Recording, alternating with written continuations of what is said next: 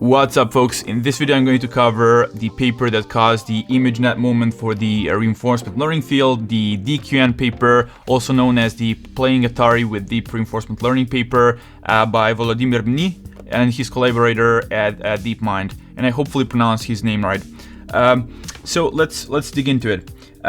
We present the first deep learning model to successfully learn control policies directly from high-dimensional sensory input, i.e. images in this case, using RL. The model is a CNN trained with a variant of Q-learning, and we'll see what that is in a moment, whose input is raw pixels, and the output is a value function, actually the action value function or the Q function, estimating the future rewards.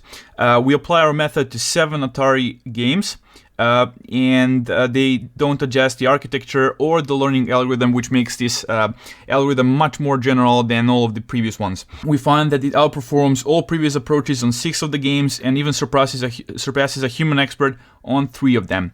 So before I start digging into the paper, I'll just give you a rough sketch so that you have a high-level understanding of all of the components, and then we'll start going into a lot of details as I usually do in my paper overviews. So okay, let's start. So the first thing is first, the most general framework of how RL problem is constructed is the following. So we have an agent, and you'll see this all over the place, and so we have environment, and basically the agent sends some action to the environment, and the environment gives it back some observation, let's call it O, and also some reward. And now the whole goal of this agent in this environment is to maximize the future expected reward, and that's pretty much it. Now this can mean every single thing you can imagine can be constructed like this, pretty much. Many things, maybe not everything. So let me just concretize this for the specific problem we are coping with in this paper, and that's Atari. So in our case, what will happen is the following. So agent is actually a CNN. So we have a deep convolutional neural network. Not so deep, you'll see soon it was actually only 2 conv layers. And so what we do is the following. So we interact with the environment in the following way. So the environment is the Atari emulator. So let's just draw it some screen. And what we do is just a small digression. Here are the games in Atari. So basically, here are 5 examples. We have Pong, we have something called Breakout, Space Invaders, Sequest, and Beam Rider. And hopefully you're at least familiar with some of these. Maybe Pong is the easiest example. So you basically have 2 paddles, and you have a ball here, and you're trying to not to miss the ball. You're trying to beat the opponent by just shooting the balls pass through the opponent. And once you do that, you receive the reward 1. If the opponent wins, he gets the reward of 1, and you get just 0. So as you can see, the problem is that the reward is very sparse. You have to play for some time in order to get 1. And that's it. We don't have, as in supervised learning, in every single step, maybe when you're doing image classification, for every single image you have a label, and that's how you train. So here the reward is sparse, it's delayed, and you're not sure whether the award will come at all. If you have in the beginning, especially when you have a random policy, you'll be getting 0 rewards for a long time. So having that context in mind, so this is the image we get in Pong, this is the rewards, 0s or 1s in Pong. Let me get back to the thing I was trying to explain. Whoop, if I can find it. Okay, so basically what happens is the following. In the Pong game, we'll have 3 actions. We'll have up, we'll have no up, basically just don't move, and we have the down action, okay? Just 3 simple actions. And the state will be the following thing. The state will be not the single image, because unfortunately the single image is ambiguous, because, for example, if you have an image and you have a ball here, you don't know whether the ball is going to go in this direction, whether it's going to go in this direction, maybe even in the opposite direction here. So you need to have at least 2 frames to have the temporal information so that you can solve this task. So because of that, what they actually did is they represented the state after doing some pre-processing on images. We'll see that later. They just lump 4 frames together. So like this, 1, 2, 3, 4, whatever, and that's a state. This is a state. And this state goes into the CNN, and that's our agent. and it outputs the actions. So once we put the state into the CNN, we get some numbers here, and these are the action values. And basically, maybe if the up value was 8 and this one was 2 and this one was maybe -1, the best thing to do would be to pick 8, because that promises the biggest expected reward in the future if we're following the greedy policy. And so we pick 8, and that's up. We send that to the emulator. The emulator does its thing. It just renders new screen and sends it back. So it sends us back the new frame and some reward, or maybe 0 reward if nothing happens, if the game still hasn't finished. And what we do is the following. So we treat this as a circular buffer. So basically what we do is we just take the last frame in this state, we just get rid of it, and we append to the front of this queue the newest frame, and that's our new state. So once the model is trained, and I'll skip the training part for a second, let's see what happens once the model is fully trained. So the following thing happens. We have a CNN, we get the first observation, the first frame, and we start stacking the frames until we get 4 frames. Once we have 4 frames, we have the full state. We do the forward prop, we get the actions, we send the action maybe up, we send it to the emulator sends us back the reward and the observed state, and we just do that in circle. And we're actually following something called epsilon greedy policy, and we'll see what it is in a minute. So epsilon greedy, which basically means the following. So instead of just taking the max action every single time, so 8 in this particular case, we'll sometimes, with epsilon probability, which is usually, let's say, 0.1, we'll take a random action. So either up, either down, or no up with equal probability.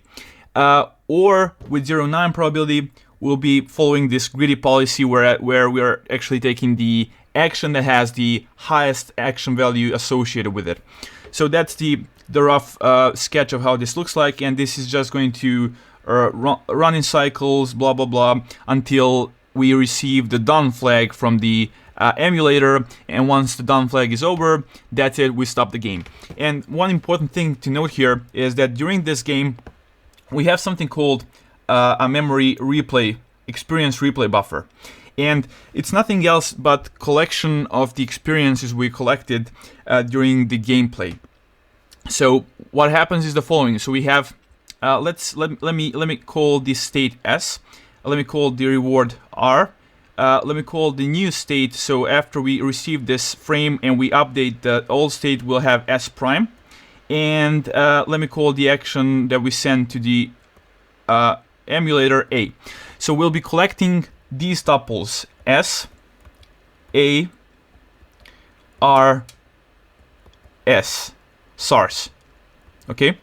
We'll just be plugging these into this replay buffer as we're playing.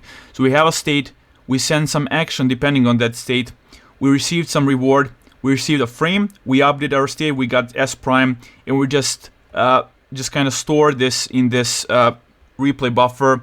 And this one is huge. Like they use 1 million frames, 1 million slots here. So just keep that in mind. Once we have this, we'll be later using these tuples to actually train the agent. So far you just saw how the agent is actually acting in the environment once it's fully trained. Now we can use these SARS tuples to actually train it. And I'm just gonna give you like a really high level overview, and then we'll jump into the details. So what we actually do is the following. So we have a state S, and we perform some action, we got into state S prime, and we received some reward for doing this. And this is a tuple from our experience replay buffer, okay? So what happens is the following. So the Q network here, the CNN, will basically have some output for this state. So we pass in the S, and it will give us some Q of S. So some value for this particular action. Maybe this is the action, like whatever, we were using up. So we get some value, maybe 8. And that we received some reward here. And we get some new value here, Q S prime. And the important thing to note is, this is an important detail, is this Q network here is going to be some old frozen Q network from some previous iteration. And that's going to be used here, and not the current network. Once we have the QS prime and R, we're gonna try and do a simple L2 loss minimization, i.e. so we're gonna try to do we're gonna try and make QS as close as possible to the reward we got plus this Q in this new state S prime. So that's the whole goal of this training. We're gonna take mini batches of these SARS tuples. They were using 32 of these tuples, and we're just gonna do a simple gradient descent and do L2 minimization. That's it. So basically MSC loss on these fake labeled data, the tuples we were collecting. So having said that, now let's jump into all of the details and see how this actually works. Okay, let's go step by step. First things first. So usually deep learning applications, they require a large amount of hand-labeled training data. If you're familiar with computer vision, with NLP, with graph ML, with whatever other subfield of machine learning or deep learning, you know that we need a lot of hand-labeled data. On the other hand, RL algorithms have to learn from a scalar reward, as we saw, like that's the score maybe in Pong that's 1 or 0, maybe in breakout game it could be or in Space Invaders for every single like spaceship you kill, maybe you get 3 points, whatever. So it's a scalar reward and it's sparse. You only get it at the end of the episode, potentially. It's noisy and it's delayed, obviously, because it's sparse. I guess these two are kind of correlated. Okay, that's the first thing. Another issue is that most algorithms assume that the data is independent. You'll see the IID thing thrown around every now and then. So that basically means we have independent, identically distributed data points from our data set. But here in RL, you typically encounter a sequence of highly correlated states. So why is that? Well, it's pretty simple. When you have a Pong game and the ball is here, in the next frame, you can't expect the ball to be anywhere. It won't be here or here. It's gonna be somewhere in this like circle, and that means it's the next state is highly correlated with the last one, and that's the problem in RL that we don't have in the computer vision. Usually we don't have it. So furthermore, the data distribution changes as the algorithm learns new behaviors, which can be problematic for deep learning methods that assume a fixed underlying distribution. So what it means when you're training your classifier on images in computer vision, you basically have a data set of images and they form some static distribution which you're trying to figure out so that you can predict the class successfully. Here in RL, when you're learning new policy, you'll be, because of your new behavior, your new policy as we call it in RL, you'll be visiting different states, and that means you'll be seeing different data every now and then. And that means that the distribution shifts, and that's problematic. And the way they solve this in this DQN paper is by using this replay buffer, because it's going to have these SARS tuples from various policies, because in the meanwhile, we're going to update the network, and we're going to be storing new tuples with the updated network. So we'll have data from different distributions stored in this replay buffer, and that's one of the ways they couple, they kind of fixed these instabilities caused by these assumptions being violated. Okay, let's continue. I already explained the games in Atari we have.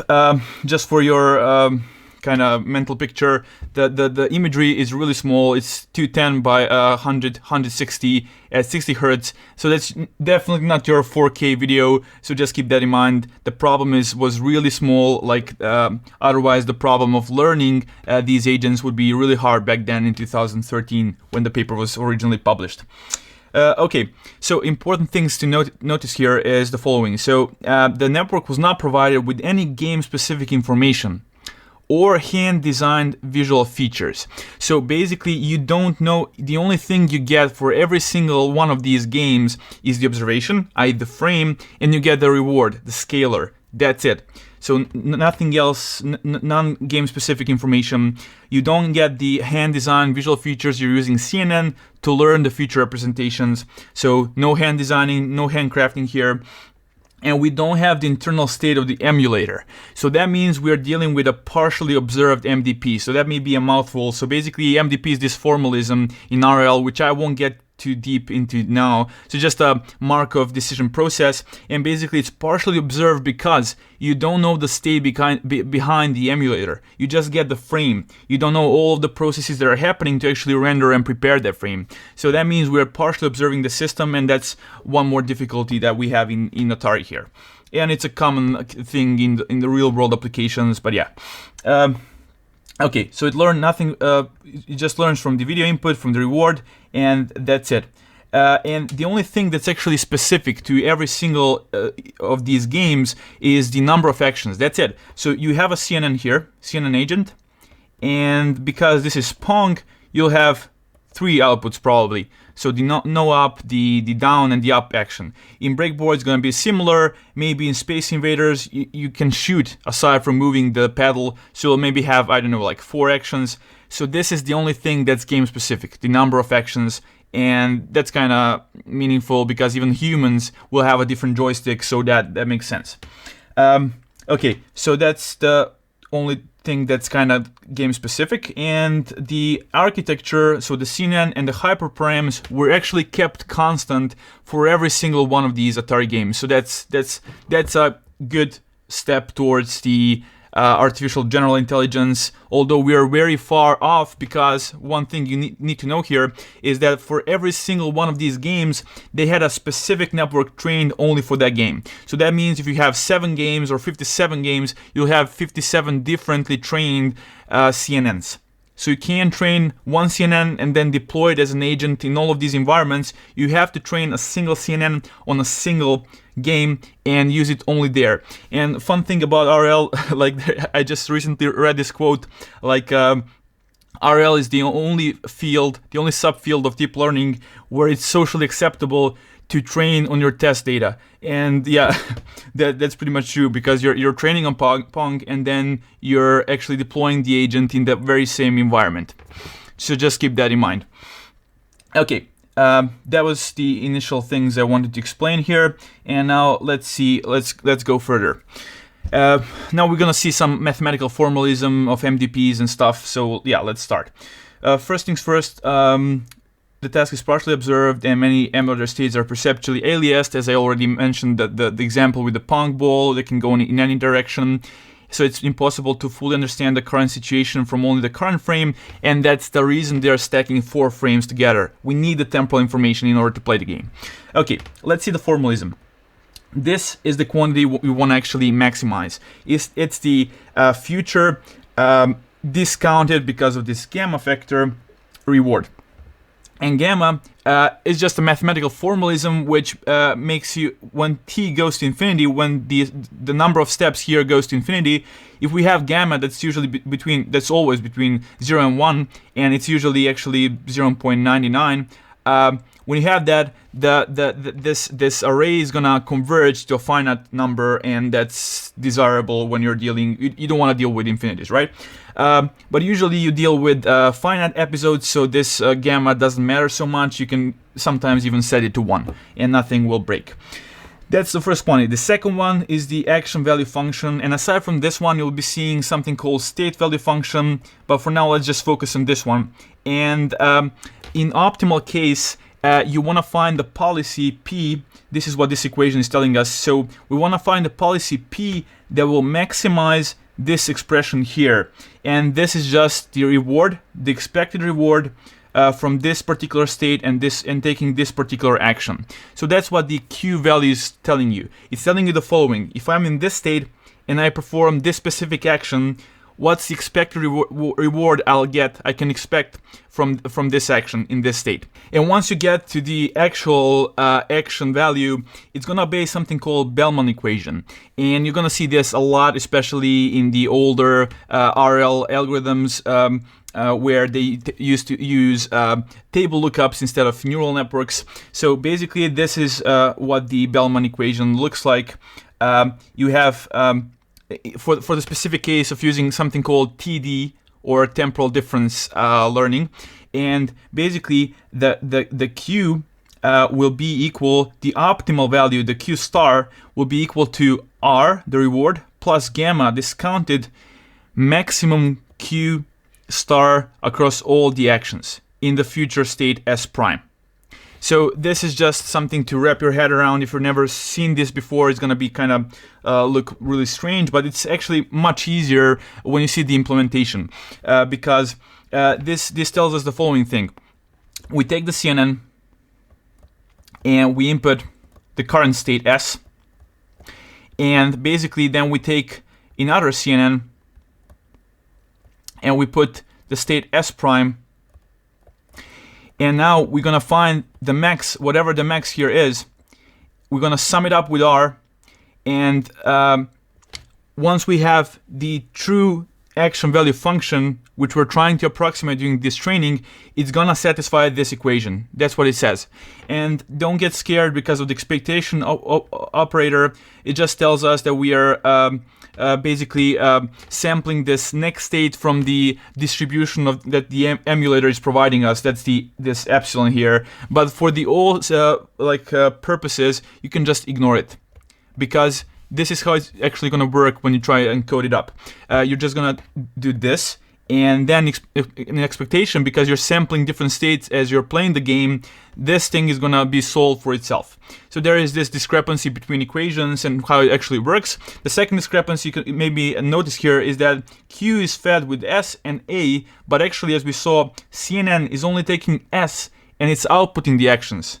So that's just the legacy formalism that most of these papers have, and once you actually see the code, believe me, it's much easier. I mean, it's not easier, it's just the discrepancy is what makes me kind of have this dissonance in my brain. So I guess most of you already experienced it.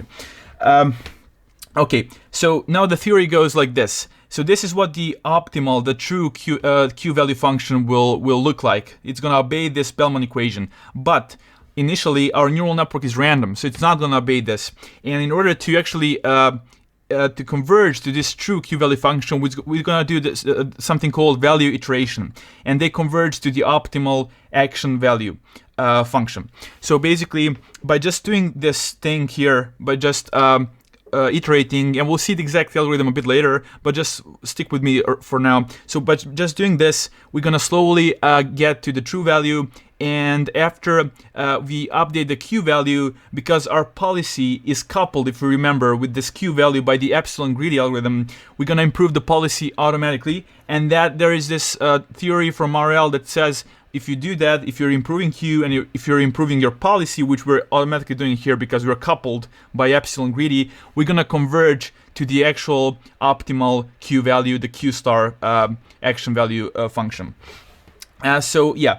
And all of this theory actually was first invented, let's call it invented, for the table lookup example where you had something like this.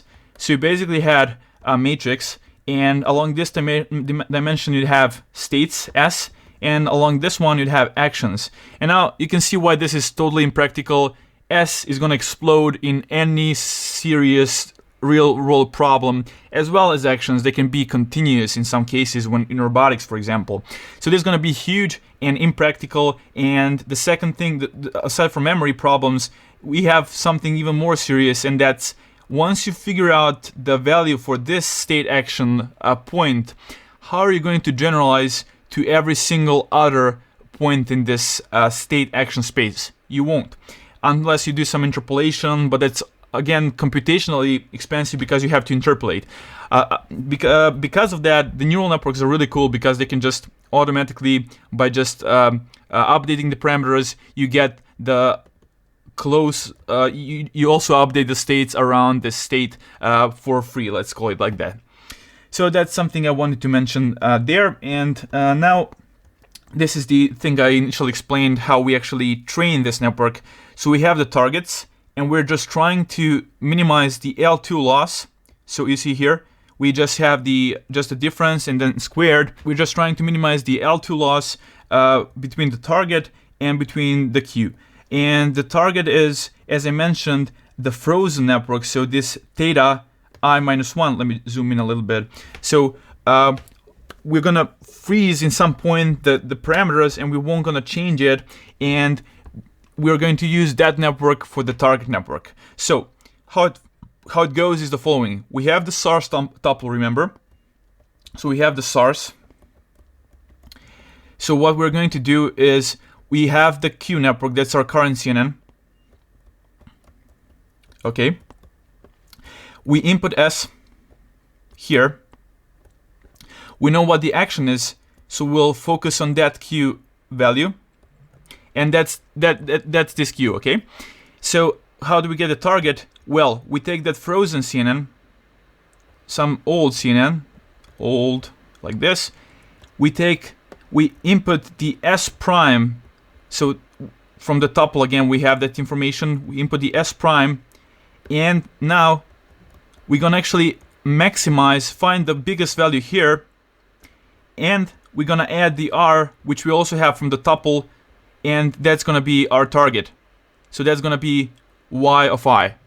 And once we have that value, we're just gonna try and tweak the parameters here so as to approach that R plus Q, the new Q, the Q prime, let's call it, whatever. So that's the whole point. That's how it works. You're doing L2, you're doing the mean squared error when you have the mini batch, and that's how you train the parameters. So now you may be puzzled with this replay buffer, you may be puzzled with this frozen network. Some of those are actually just heuristics, and there is no theoretical guarantee that it's going to converge, but it does in practice, and was inspired by the actual theory that came from these exact cases where we had the table lookups and not the function approximations. So yeah, hopefully that makes sense. And they say here the parameters are from the previous iteration, theta I minus 1, are held fixed when optimizing the loss function, blah blah. So we won't be back propagating through this one. So this is just the parameters are frozen. Okay, I think I've covered everything here. They just explicitly derive the gradient for the loss. This is something that your favorite deep learning framework of choice does for you, so we don't have to cover this one. So either PyTorch or TensorFlow will just, once you specify the loss like this, so the simple L2, the framework will find the gradients automatically using the AutoDiff engine, okay? So let's see these two things. First, this Q learning algorithm is model-free. That means we're not trying to explicitly model the transition from S to S prime, from this state to the next state. We don't know the probability of transiting into the next state. We don't care about it. We're just doing model-free RL, interacting with the environment and learning the action value functions directly without caring about the actual probabilities and modeling these. So that's why this thing is model-free. Why is it off policy? Well, it's off policy because it's using the epsilon greedy to collect the data into the replay buffer, if you remember. So we are collecting into the replay buffer using the epsilon greedy, and then the target is actually using the max policy, the greedy policy, and that's another policy. And so we're trying to learn the max Q value while using the behavior policy. That's how they call it. The epsilon greedy, and the target policy is the greedy policy. That's why it's off policy. So intuitively, what we're trying to do here is we want to have this Q, our CNN here, be able to predict what will be the expected reward plus the whatever max here is. So we're going to try and learn what this particular state, what's the max value we can expect. So hopefully I didn't confuse you here. Let me know in the comments if this was clear enough. I can try and explain a bit better next time, whatever. Okay, let's continue and see what else is there. So furthermore, it was shown that combining model-free reinforcement learning, such as Q-learning, with nonlinear function approximators and using off-policy learning could cause the Q network to diverge. So that's the theory. And that's pretty problematic because you want to have stable training, and fortunately, DQN paper, they didn't have the problem because of the memory replay buffer and because of the target network being frozen. Actually, they avoided the instabilities. But this problem is something known as the deadly triad in the literature. So this is just an excerpt from the Rich Sutton's book, an introduction to RL, which is like a must-read if you're doing RL really seriously. At one point of time, you should probably check it out. I still haven't. I usually start by doing high-level resources first, and then slowly going down to papers, and only later do I read the book. So that's maybe counterintuitive, but that's the best approach for me. And he said also here, so when you combine the function approximation, the bootstrapping, so bootstrapping being TD, and other than TD, you could be using something called MC, like Monte Carlo, or you could be using something in between, like TD lambda. And you don't have to know what all of these are, but it's basically, instead of doing just R plus the Q value here and you're bootstrapping that way, you just roll out until the end of the episodes and just use the actual rewards instead of trying to use the Q value to bootstrap and figure out the actual Q value now. So that's the bootstrapping part. And finally, the off policy, and that's why it's called the triad, try for 3. So basically, when you have these 3 elements combined together, you're probably going to have instability problems. But yeah, as DQN folks showed, they didn't have it because of some of the hacks they used. The replay buffer and the target network are the main 2 components that made it work. Okay, that's that part. Let's go further. And let's actually see the algorithm, and I'll try to walk you through this one. So first we initialize the memory, the replay buffer to capacity n. And they had 1 million slots here, just for being less abstract. They initialize the action value function q with random weights. So just take your CNN and use whatever your favorite init method is, maybe Glorot or Xavier, whatever your initialization method is. And then we do the following. We iterate over the episode. We have m episodes. We initialize the sequence. So we take the initial frame from the Atari environment. We just do some pre-processing. So that's the 4 frames, the cropping, some details you'll see in a bit. And then for every single step in that particular episode, we do the following. We perform an action using epsilon greedy policy. So that's this. With probability epsilon, we select a random action. Otherwise, we select the max. We max it out. We do the greedy approach. Then we send the action to the environment. So that's, if you're usually gonna be using something like OpenAI's Gym. So that's gonna be roughly correspond to dot step, and you're gonna pass the action, and then the environment's gonna return the observation, the reward, and the done flag, which signals whether the episode is over or not. Once we have that, we just pre-process that frame, and we store the transition, the SARS tuple, where they're using this phi to denote the processed state. So this is basically S, the state.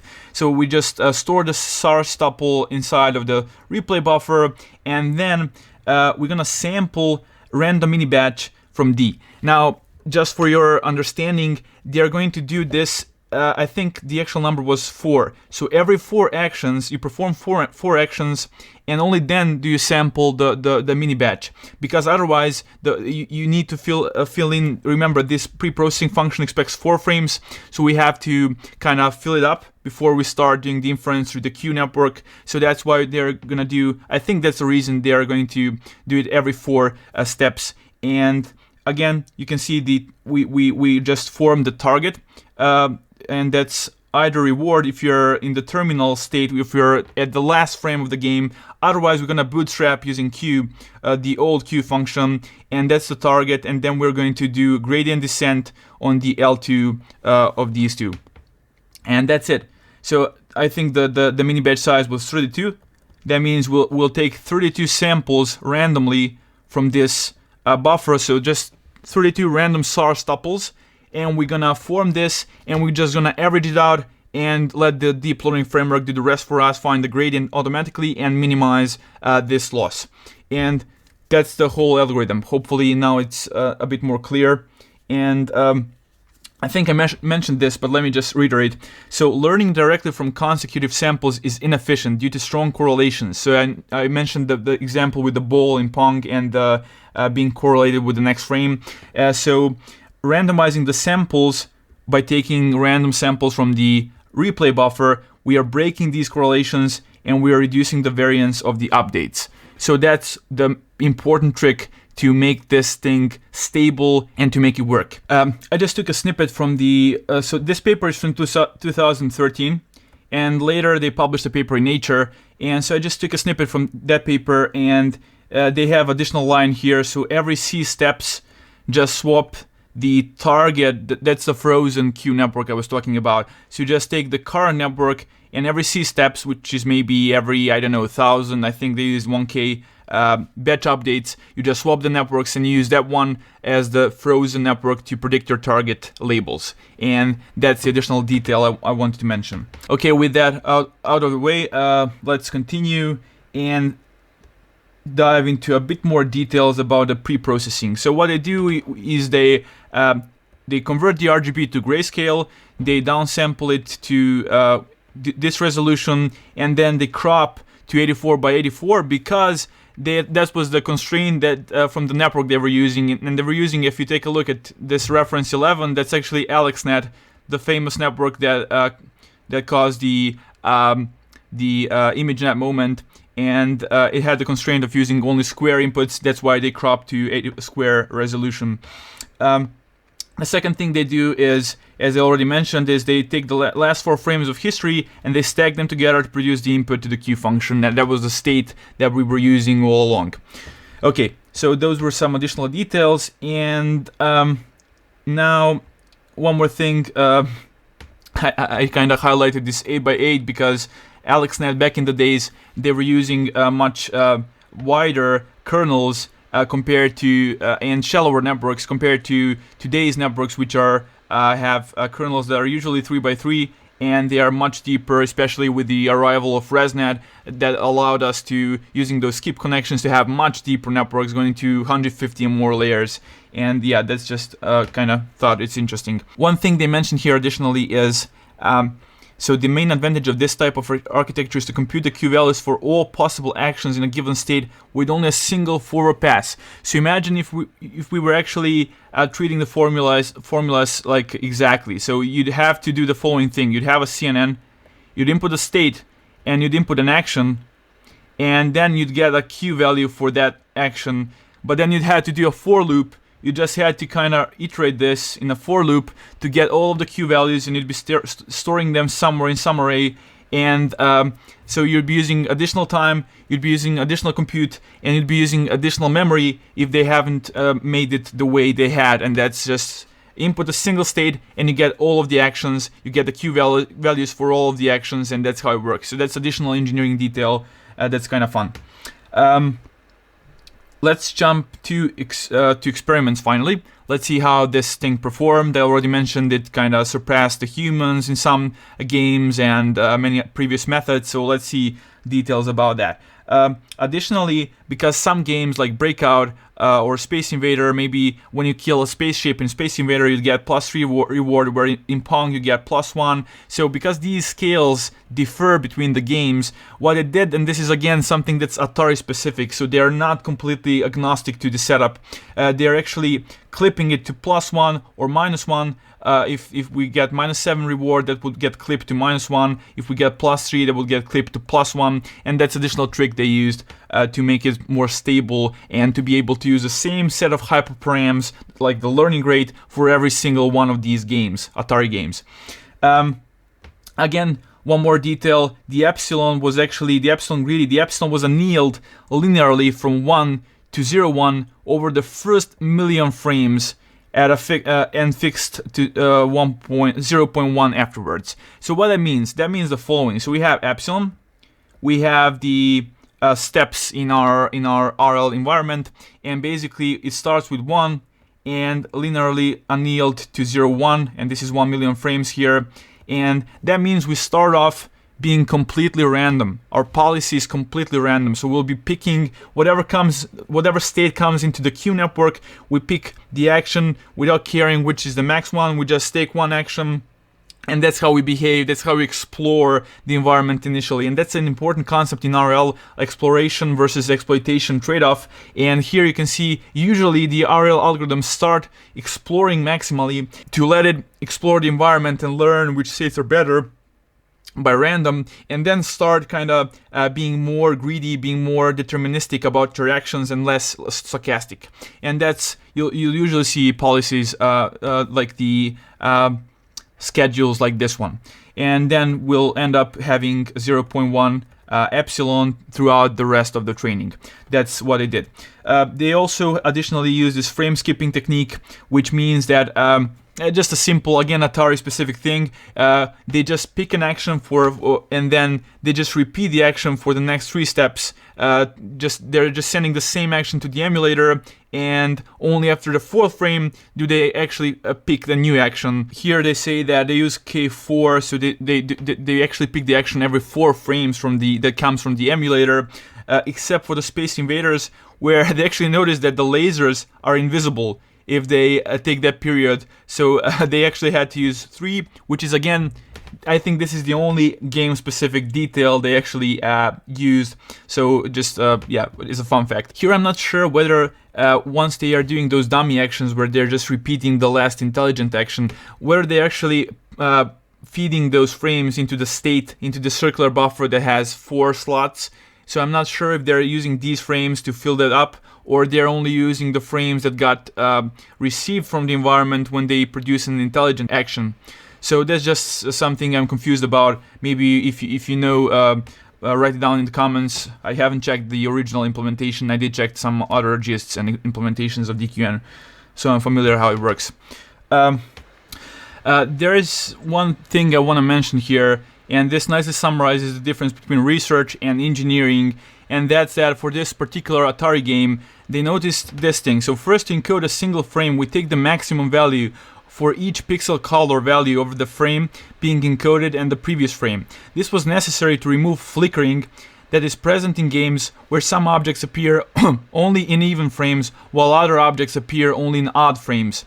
An artifact caused by the limited number of sprites in Atari 2600 can display at once. So this is totally not important for this research paper and for you understanding this paper, but it is important to understand that there are so many details that you actually understand when you start implementing the thing. So reading research is really nice and everything, but until you start looking at the actual code and try to implement it, you probably first don't understand the actual theory, and secondly, you don't understand all of the pain points to actually make this work in a real world product. So just something I want to mention. And also, what I found useful is, for example, when I read this DQN paper the first time, I just found some gists, and I went through the code, and that made it much less abstract and clear how it works. So I kind of suggest that you, aside from reading papers, maybe consult some code, and that's a good, nice trade-off to understand the research better. And that's somewhere like half the way between you actually implementing the project and you not seeing any code whatsoever. So yeah, that was a small digression. Hopefully it was useful for some of you. Let me know if this was useful in the comments, things like this, or whether this just distracts you.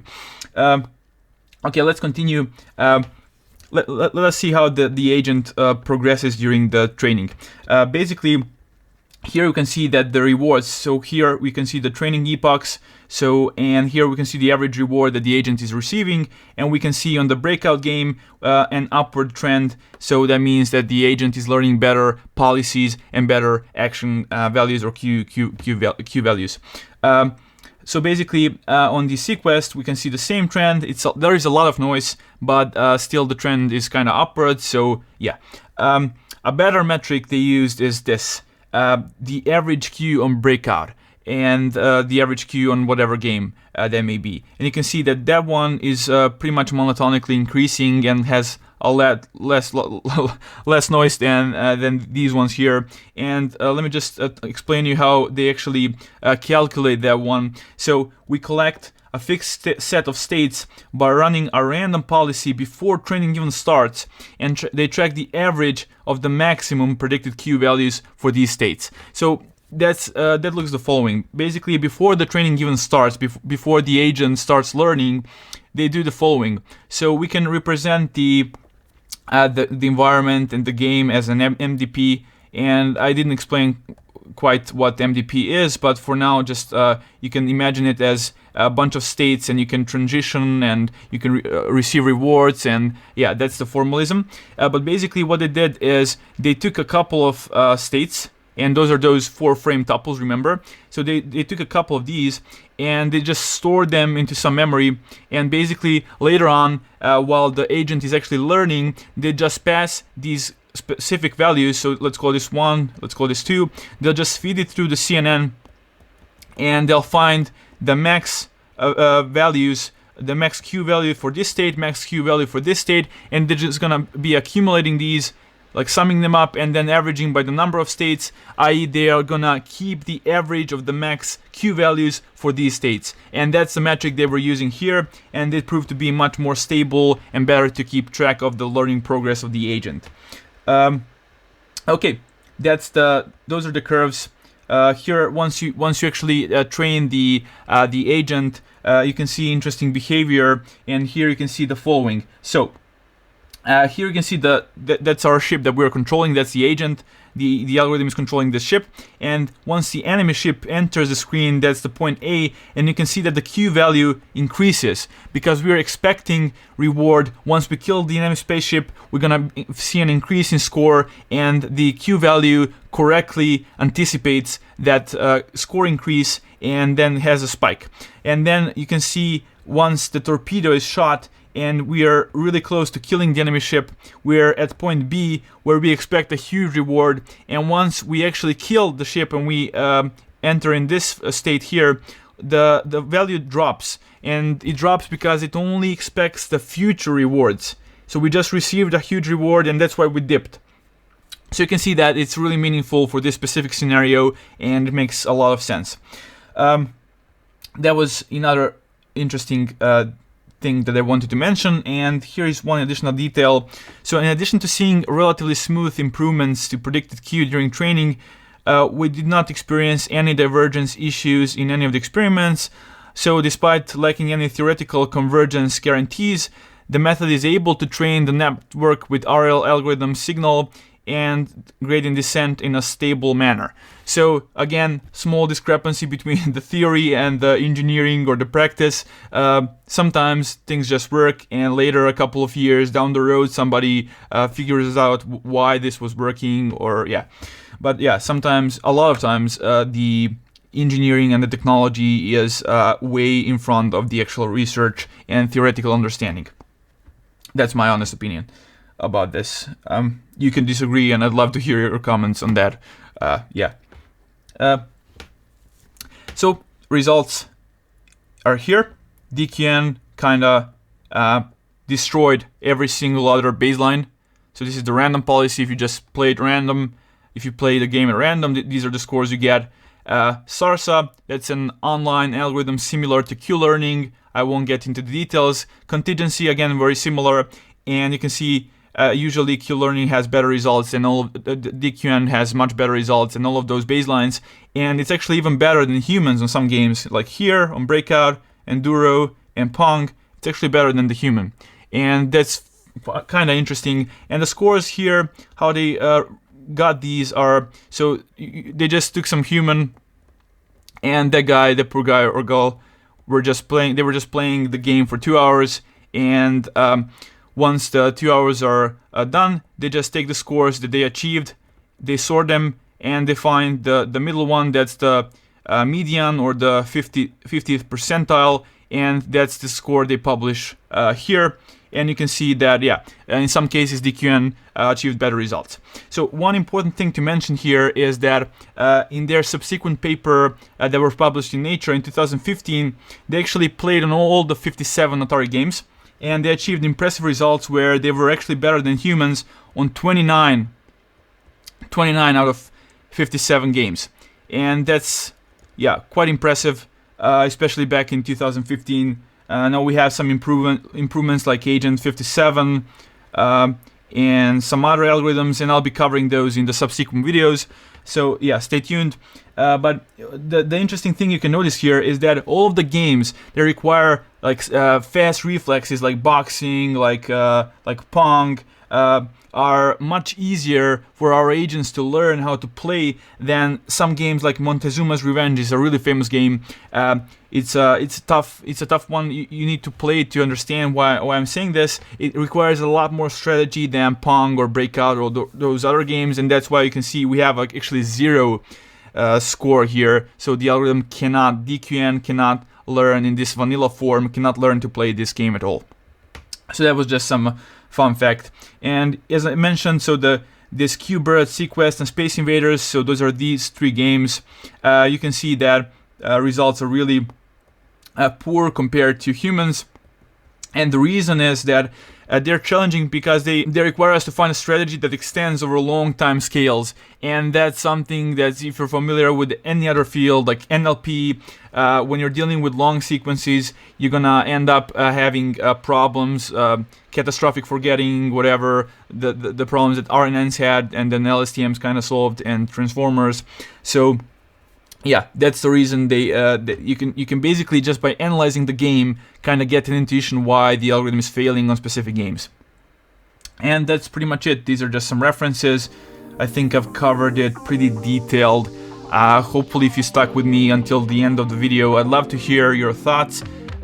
Did you like this one better than the last ones? And if you have any tips on how to improve this further, feel free to comment down below. I'll try to answer ASAP. So until next time, you know the drill. Hit that bell icon, subscribe, and share the good word, and see you in the next video. Until then, keep learning deep.